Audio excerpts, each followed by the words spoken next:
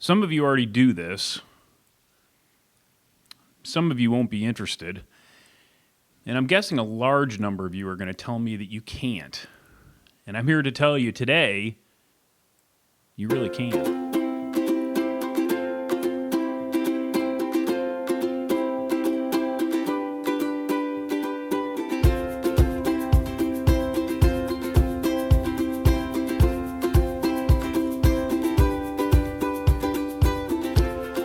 Welcome back, friends. Welcome back and happy Monday. As always, thanks for just spending a little bit of your Monday with me. While you're at it, if you would, hit that thumbs up button. That actually does help quite a bit. It helps the algorithm show this content to other people, and it will only help to grow the community. So, play music.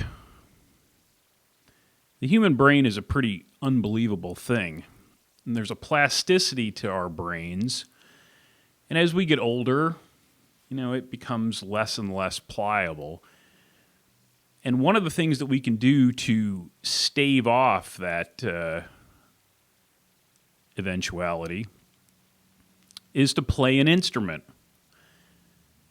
Well known.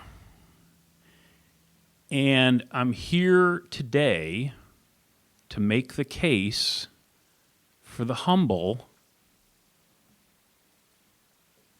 ukulele. Now wait. Stay with me. Don't go anywhere. I can't tell you exactly how or why I ended up with my first ukulele. If I had to guess, it was me staring down the barrel of another long and boring winter in the bike business. And I thought it would be kind of fun to have it around the shop, and when there wasn't much going on, I could just sit down in the office and strum a little bit. And that's largely what happened. I picked up a relatively inexpensive ukulele, and I found some resources online, and I started teaching myself how to play it. I'm going to tell you, it is the easiest stringed instrument that I've ever played. Anybody, and I do mean anybody, can learn how to play the ukulele if you want to. Very small, portable, 4 strings. Most of the first chords you're going to learn are either going to be on 1 or 2 fingers. It would actually be these 1 or 2 fingers, unless you're left-handed, and then it would be these 1 or 2 fingers. It's just a marvelous little instrument, and I played it, and then when I wrote this book, I took a small portion of the proceeds, and I bought a nice ukulele. And then we were off to the races. And, go back to one of the last videos in the last blog post and about chasing the acquisition, and that's exactly what happened to me. I ended up with, I think I've got 4 now. But it's a marvelous little instrument. And, if your bike's set up properly, you can carry it around with you. Ride to your favorite green space and, just sit down and start strumming. A lot like the video on journaling, this doesn't have to be for public consumption. This can just be for you. It's a great stress reliever. It gets your mind off all kinds of things. It forces you to kind of learn something new and focus. Not only is there a long history of the ukulele in traditional American music, popular music, but there has never been a better time, I'm going to say, in the history of the world to learn something new. There are a lot of books out there, and there are creators on this very platform who will teach you how to play, and it's usually free. Aaron Keim is one guy that comes to mind. He has written not only some of my favorite instructional books, but he's a ukulele builder. He had a hand in building this instrument when he worked for Miyamoe, and now he has a company of his own called the Bean Sprout, and he builds heirloom quality instruments. So the information is all out there, and you're still with me, and you're interested. That's great. Where do you go from here? So the first thing you have to understand is that ukuleles come in 4 sizes. Baritone being the largest and soprano being the smallest.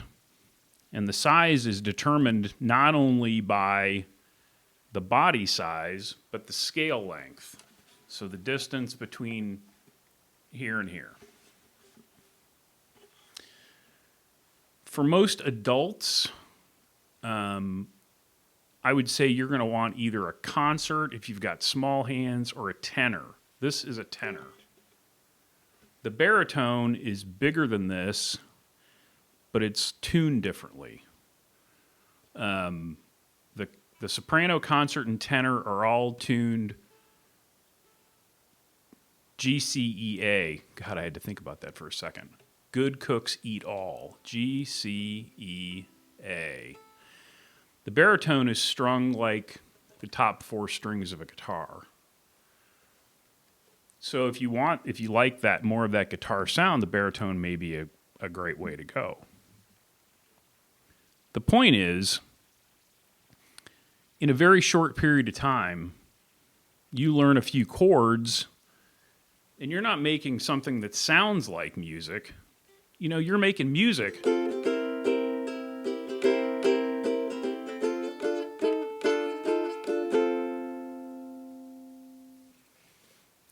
Fun, right? So once you get the size figured out, then where do you go from there? Well, I would say the first thing you want to do is try to find a music store that is, in your area that will set up or just buy, that just does a setup on any instrument that they sell. What that's going to do is it's going to ensure that the action, the height of the strings right here, especially at the first 2 frets, is not too high. If the strings are too high, it's going to be hard to press those strings down. It may be a little more uncomfortable to press those strings down. You're going to get frustrated and you're not going to play. So if that instrument is set up properly, it's going to be much easier to play. It isn't any different than a bicycle, right? What's going to work better? A $300 bike or a $1,000 bike? Right? This is common sense. And I'm not saying you have to spend $1,000 on a ukulele. So if you don't have a music store locally that does that sort of thing, that maybe even sells ukuleles, I did kind of scroll through Amazon and I found a starter pack that I would think is going to be sufficient to get you started. And there's an affiliate link down in the description. And I'll also link to the Bean Sprout, to Aaron Keim's site, so that you can maybe see some of the books that he has to offer. And the nice thing about that is that every time he releases a book, he does a YouTube video for every song in that book. So you not only have the tab in front of you so you can see where to put your fingers, but you can hear the song as well. And that is at least as important, and I would argue more important than the written music. You will get to the point after you've played for a while that you don't even maybe have to even have the music in front of you. You can look at somebody's hand position and hear the song and kind of piece it together. It really is a great way. It's certainly a better way to spend your time than doom scrolling the news looking for the next piece of panic porn. I hope you found that at the very least interesting, and I hope you're still with me. Let's make the most of the day. Until next time, be nice, work hard, ride bikes.